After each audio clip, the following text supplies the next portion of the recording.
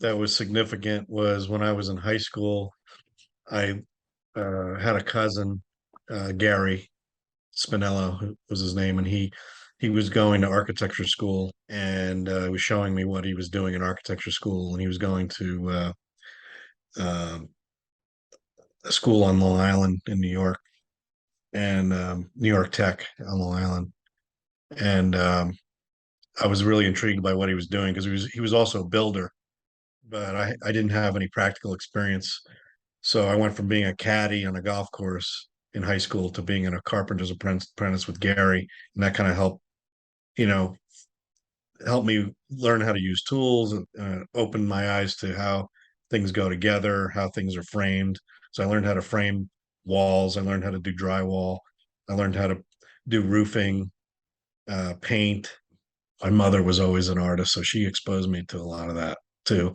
She had books of, Leonardo da Vinci lying around, and so and then during college, I got to go to Egypt, Turkey, and Greece. I got to go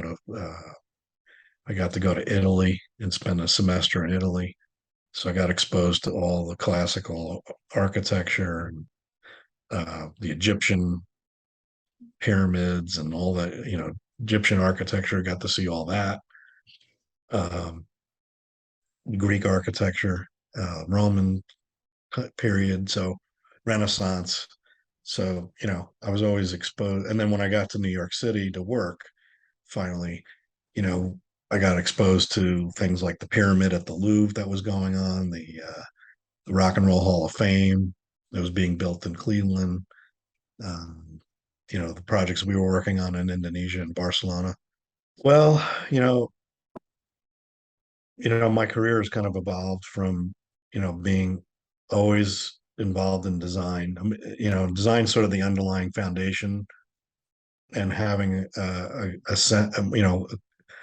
a core sense of what good design is, whether it be in addition to a house or a brand new building or a school or, a recreational facility or an office, having a sort of a firsthand knowledge of what good design is sort of the foundation.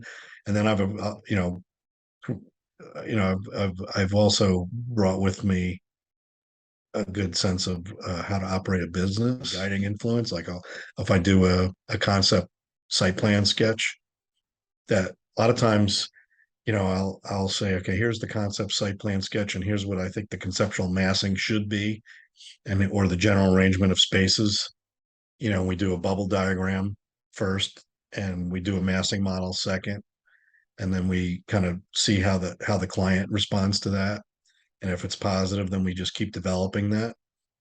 Um, and and then the design process pretty well flows from there. The client really shapes. They understand when they come to us what they're going to get, both from a design and a constructability standpoint.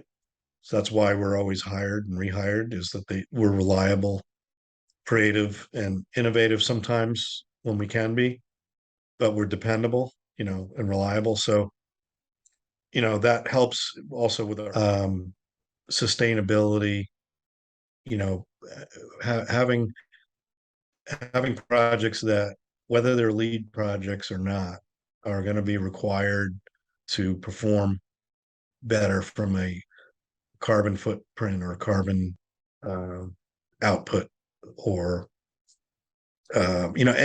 sustainability. It means a lot of different things to a lot of different people, right? But what it means to us measures water. Water is going to be a big deal, and conserving water in your projects and harvesting water with you guys. And so the challenge is trying to box my time so that don't give up, you know. Um, yeah, you gotta have the drive and the